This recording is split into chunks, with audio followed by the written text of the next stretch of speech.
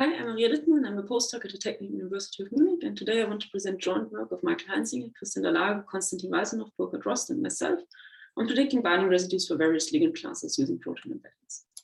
To predict binding residues, we proposed the method BindEmbed21, which predicts binding residues for three major ligand classes, namely metal ions, nucleic acids, so DNA or RNA, and small molecules. BindEmbed21 consists of two components. First of all, it utilizes homology-based inference, meaning that for a query protein without known binding annotations, we look for a sequence-similar protein with binding annotations.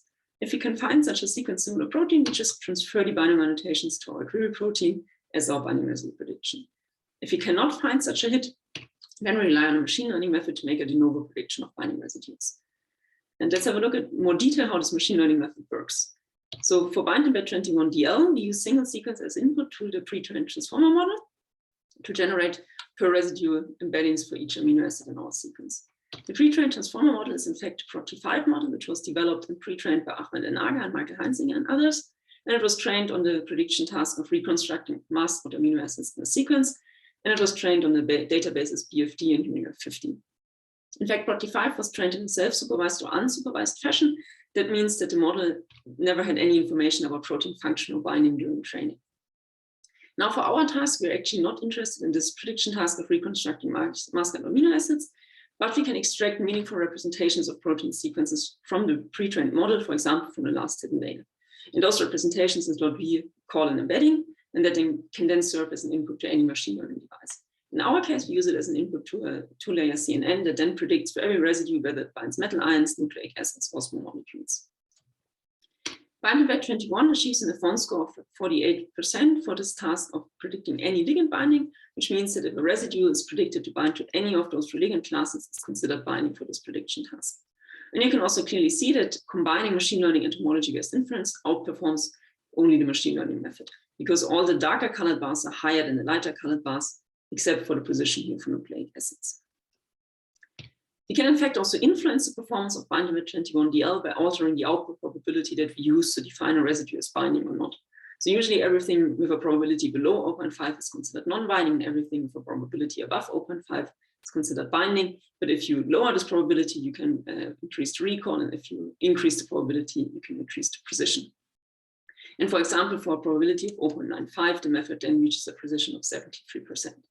But you can see that even for very high probabilities, BindEmbed21DL does not achieve a precision of 100%, which could be an indication that there are many missing binding annotations. So there are certain residues where BindEmbed21DL is very sure that this should be a binding residue, but this residue is just not annotated as binding. So this could either now be a wrong prediction, but since the predictions were reliable, it is also very likely that the prediction is in fact right, but the binding site was just never experimentally measured before.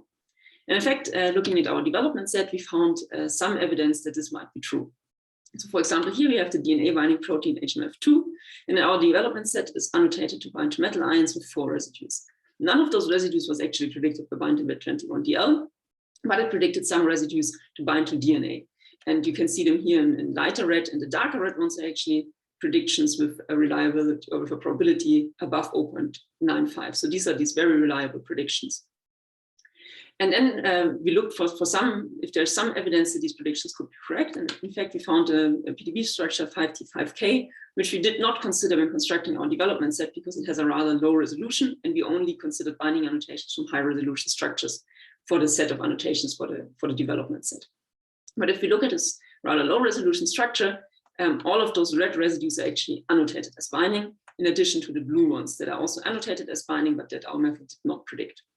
So you can see that these predictions that we initially thought were wrong and in fact correct predictions. We just did not include those annotations in our developments and due to the poor resolution of the structure.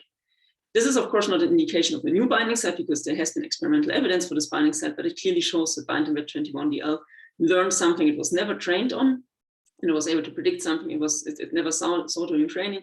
And this could actually be true for other highly reliable predictions where there's no experimental evidence that those are correct. They could actually point to something that we just don't know yet, and that could indicate missing binding residues.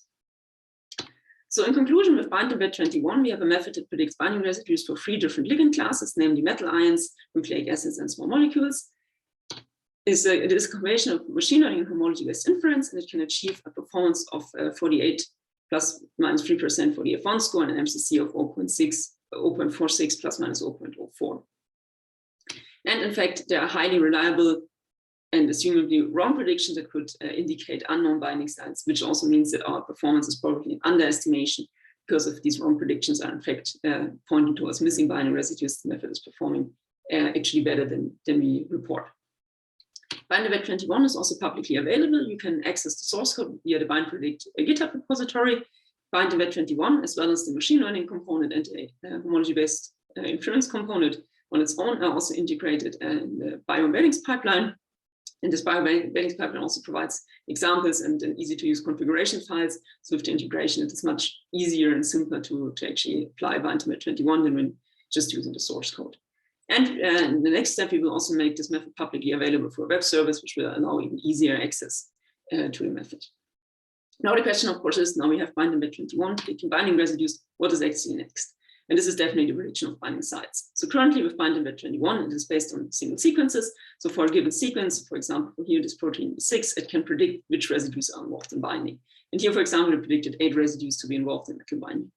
But since we are only using sequences as an input, there's no way for us to tell whether this is 1 metal binding site or this is 2 or 3 metal binding sites. BindEmbed21 was originally only based on single sequences because we always said that high resolution structures are not available for everything. So we cannot train a predictor based on structures. But of course, with AlphaFold 2, this is not true anymore. And now we can actually use the structural information from AlphaFold 2 to improve the information that we have from only considering binding residues to binding sites. So for example, here you see the predicted structure for this protein B6. It has a PLDDT of 91, so this is considered a highly reliable prediction. And if you map the predictions of BindEmbed21 to the structure, you can actually see that they form 2 binding sites. So we have 1 metal binding site of the first residues here, and the other form another metal binding site over here. So integrating the structural information that is now easily available for AlphaFold 2 can actually help from moving just predicting single residues as being involved in binding to actually distinguishing between different binding sites in the protein. And this is definitely the next big step to take with BindEmbed21. If you're interested in learning more about BindEmbed21, there's also a poster about this topic that you can check out, where we also show a comparison to other methods and applying BindEmbed21 to the full human protein. Now I would like to thank ISMB for giving me the opportunity to present my work today. I would like to thank my co-authors for collaborating with me on this project. And I would like to thank all of you for listening. Thank you.